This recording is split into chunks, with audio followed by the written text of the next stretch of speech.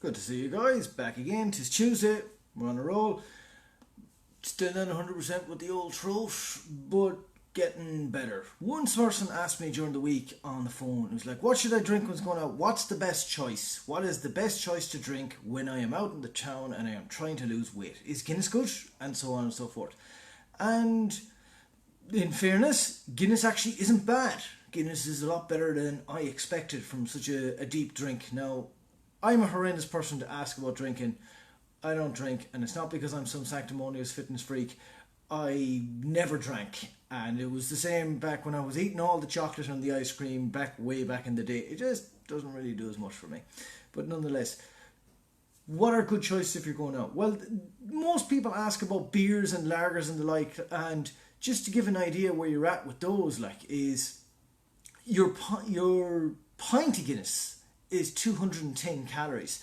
This is where things get a bit tricky for people, because to give an example, you have 5 pints of Guinness in an evening, and that's over 1,000 calories. That would be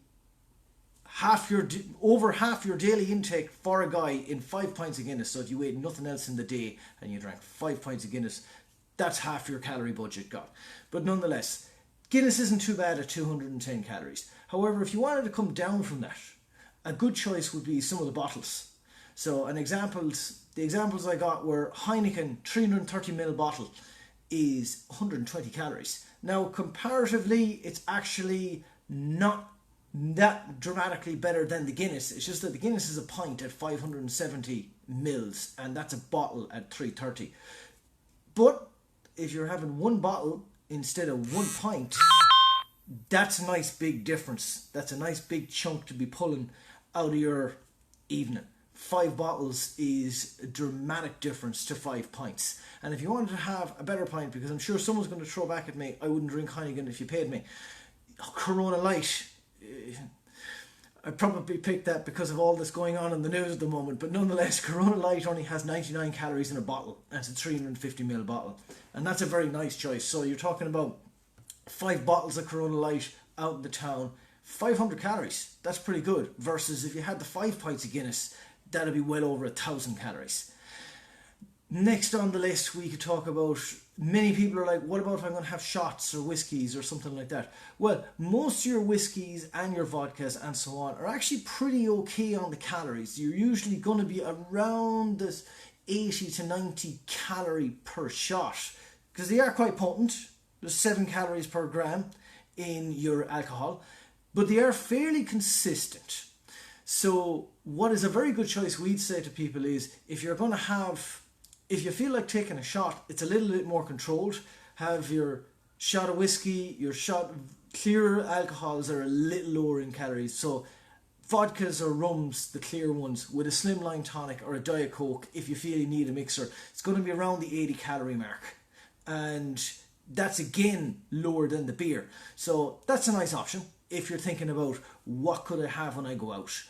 And then the one I'm not crazy about is, because the great thing about the beers and the shots is they are very controlled. Your shot is 35.5 milliliter. Your beer is 330 or 500. You know how big it is every time. However, in all my searching, I found it very, very, very, very difficult to find a standard measure for a glass of wine. Some places are going to give you 200 to 250 milliliters, and other places are going to give you something like 125. So it's very, very, very difficult to know how big is your glass of wine. You'll go to one restaurant and they're going to pour 6 glasses out of that bottle, and another restaurant's going to pour 4. How can you monitor your calories off that? That's the big issue I would have with the wine. Like a 250 milliliter glass of wine is about 210-ish calories. Going to go up and down depending on things. So if you are having the wine, just be careful. It seems to be the more uncontrolled when you go out. There's no standard wine glass. There's no standard measure. So that's one way of thinking about it if you're going out, is get your shots. It's measured and it's appropriated. So, but we did talk a lot about calories, and this is where it catches people out a lot. You go out, you're going to have your 5 drinks, and you're going to have 500 to 1,000 calories there. And that could lead to poor food choices later on. So how do we mitigate that? What I often say to people when they're going on a night out is, During the day, avoid, if possible, your starchy foods that generally seem to catch people out. Your breads, your rices, your pastas, these are things that generally seem to have a little more calories, or people can take in a lot more calories with them. And by taking those out of your diet for that day and maybe the following day, you can kind of compensate for the alcohol. It's really, really crude, but I like to tell people, treat alcohol like a carb. If you take the carbs out of your diet during that day, keep your protein, keep your normal amount of fat, and then you can still enjoy your alcohol in the evening. It's kind of going to balance. The big tip I like to give to people though is, if you're going out, prepare your breakfast for the morning.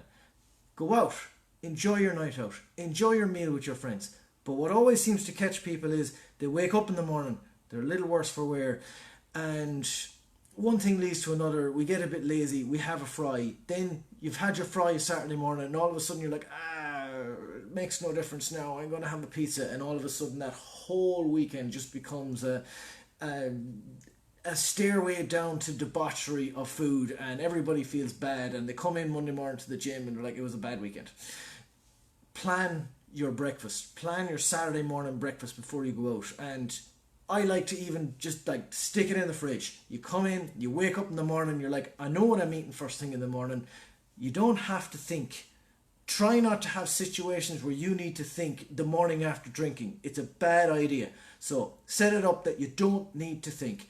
Go to the fridge, pull out your breakfast, let your brain boot up, and by the time that's hit your system at about 12 o'clock, you're going to feel all the better for it. You're going to feel a lot less guilty, and you're going to feel a lot less likely to get onto that bad food train that seems to surf all the way through the weekend. Even though trains don't normally surf, but we'll go with this analogy right now.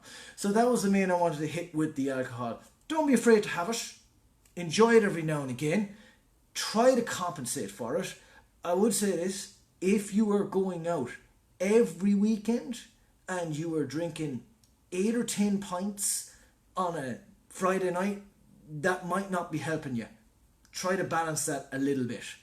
And it's one step at a time, because if you're able to put in a step that you can keep for the rest of your life, that you can use to control your weight, you're going to enjoy your nights out, you're going to enjoy the alcohol, there's nothing wrong with it, you don't need to feel guilty with it, and make it fit your lifestyle.